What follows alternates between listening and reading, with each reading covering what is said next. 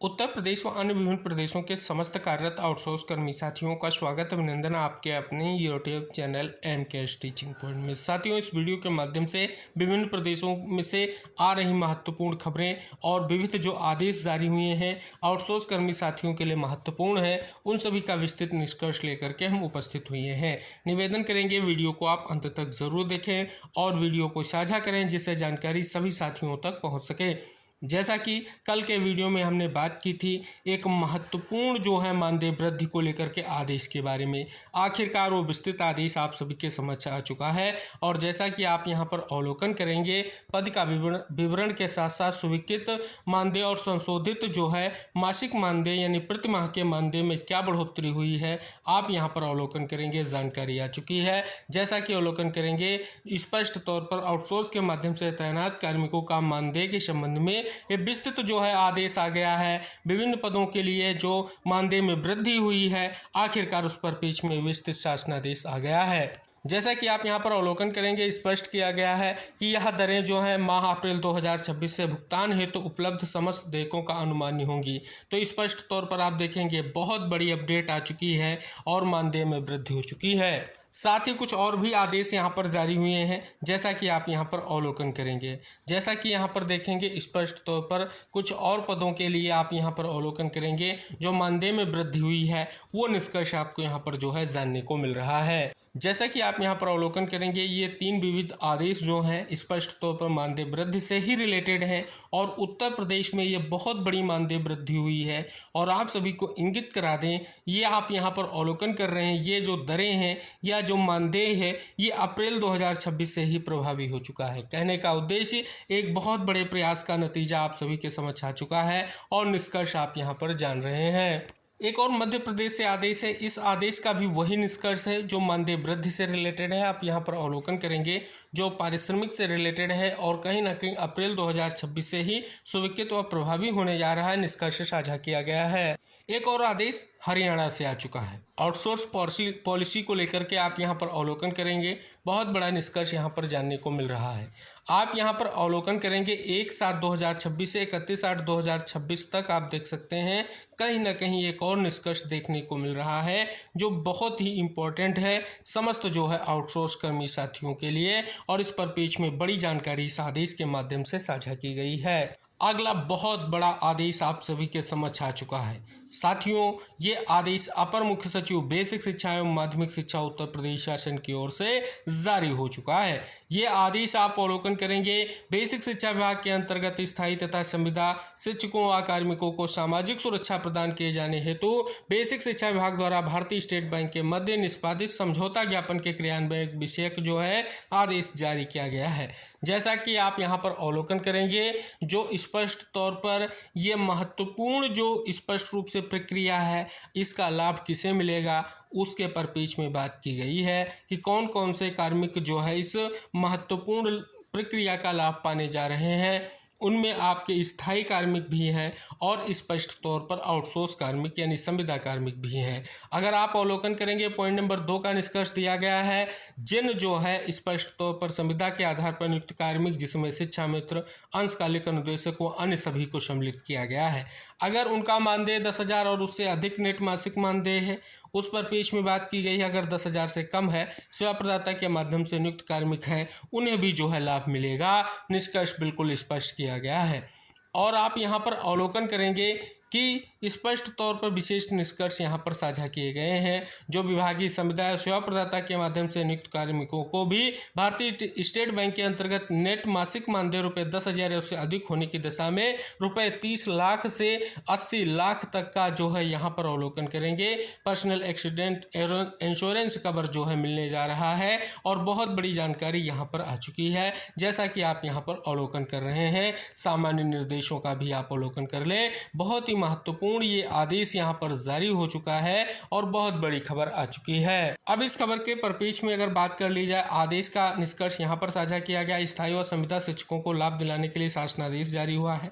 जैसा कि अवलोकन करेंगे स्पष्ट तौर पर निष्कर्ष इंगित कराया गया है कि मुख्यमंत्री की उपस्थिति में स्टेट बैंक के साथ हुई समझौते के तहत बेसिक शिक्षा विभाग ने स्थायी और संविदा शिक्षकों समेत अन्य कर्मियों को सामूहिक व दुर्घटना बीमा का लाभ दिलाने के लिए शासनादेश जारी कर दिया है। विभाग के अपर मुख्य सचिव की ओर से बुधवार को सभी डीएम, मंडलीय सहायक शिक्षा निदेशक, बीएसए को पत्र भेजकर योजना को प्रभावी ढंग से लागू करने के निर्देश दिए गए हैं।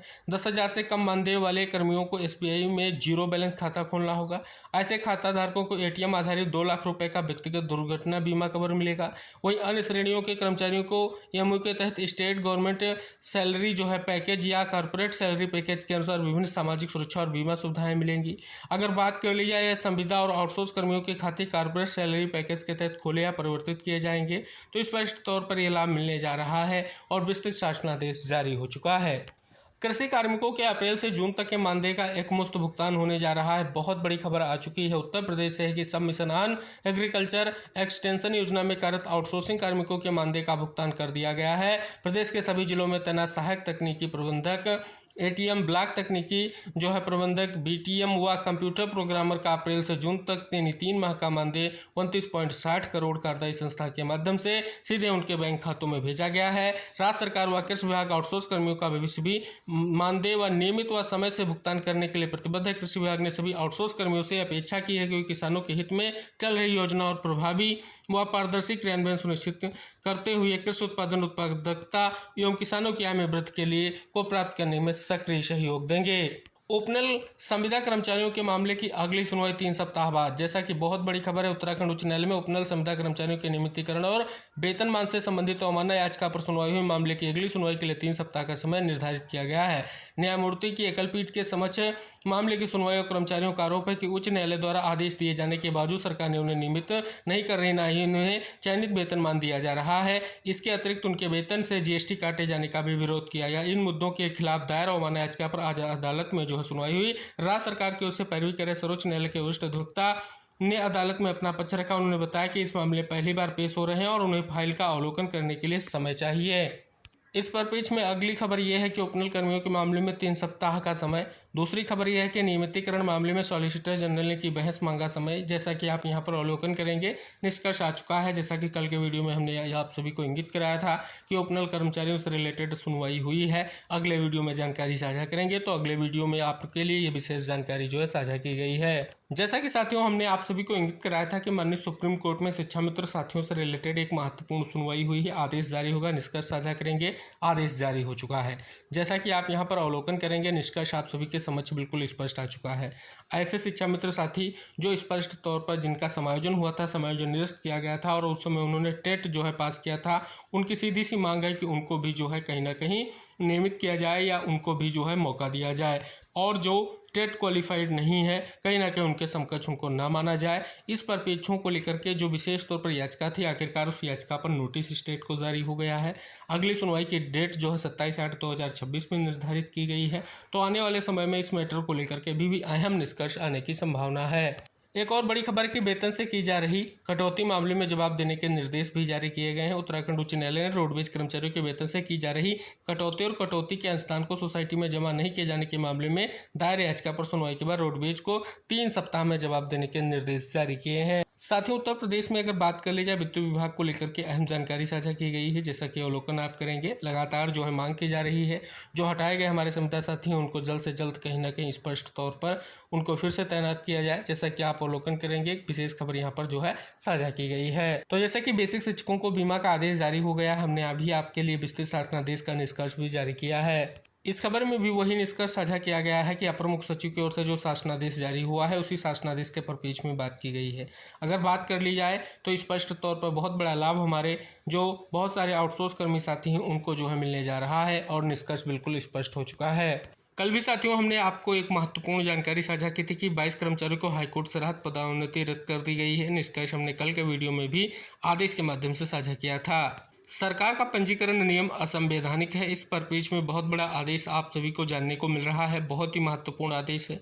अगली अपडेट है, कर्मचारियों के दावों पर फिर से विचार करे राज्य सरकार। जैसा कि स्पष्ट है कि हिमाचल प्रदेश हाईकोर्ट ने अनुबंध सेवा को वरिष्ठता और अन्य सेवा लाभ के लिए जोड़ने से जुड़े मामले में रुख स्पष्ट किया है। कोर्ट ने शिक्षा विभाग द्वारा कर्मचारियों के दावों को खारिज करने वाले विभागीय आदेश को रद्द करते हुए सक्षम प्राधिकारी को 31 अगस्त 2026 से पहले नए सिरे से तर्कसंगत आदेश पारित करने के निर्देश दिए हैं। मंत्री का आउटसोर्स से रोजगार का बयान, बैकडोर भर्ती का प्रमाण, जैसा कि जानकारी यहाँ पर जानने को मिल रही है। बहुत बड़ी जानकारी स्पष्ट की गई है। अगली बड़ी खबर है, सहायक अध्यापक संशोधित रिक्तियां जारी, 2532 पदों पर बहाली होगी। जैसा कि आप सभी को हम निष्कर्ष इंगित करा दें, बहुत बड़ी जानकारी यहाँ पर जो है जानने को मिल रही है। एक और आदेश आयुक्त ग्राम विकास विभाग उत्तर प्रदेश की ओर से जारी हुआ है। मनरेगा के योजना के अंतर्गत निर्गत मास्टर रोल एवं संबंधित बिलों की फीडिंग दिनांक 20/7/2026 तक अनिवार्य रूप से पूर्ण किए जाने के संबंध में यह आदेश जो है जारी किया गया है। जैसा कि आप यहाँ पर एक और आदेश का अवलोकन करेंगे, राज्य ग्रामीण रोजगार गारंटी परिषद मध्य प्रदेश की ओर से आदेश जारी हुआ है। आदेश का निष्कर्ष अगर आप यहाँ पर जानेंगे तो ग्राम रोजगार सहायकों को माह जून 2026 का पारिश्रमिक भुगतान किए जाने को लेकर के निष्कर्ष और विभिन्न निष्कर्ष यहाँ पर साझा किए गए हैं। तो ये थी विविध खबरें और उनका निष्कर्ष। निवेदन है कि वीडियो को शेयर करें, चैनल को सब्सक्राइब करें। मिलेंगे अगली अपडेट के साथ नेक्स्ट वीडियो में, तब तक के लिए टेक केयर, बाय बाय साथियों।